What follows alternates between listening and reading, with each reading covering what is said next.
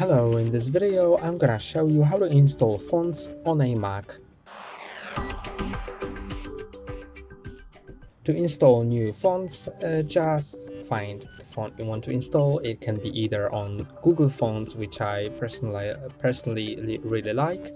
You can also go to Adobe Fonts or anywhere else that you can find fonts, and then select a font you want to download. I'm gonna search for this one. And now to get it, click on Get Font and click on Download All. Then it will download the zip file or any other file.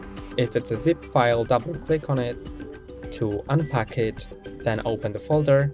And now you can select which font you want to install. I'm gonna just install the regular one, but you can install all of them. To install it, double click on it, then it will open fonts. Now you can see the font preview here. Click on install, and after a short while it will be available in your fonts here. You can see. And now in all system apps, you'll be able to choose it to type with it.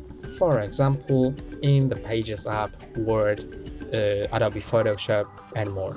That's all for today. Don't forget to like and subscribe. See you next time.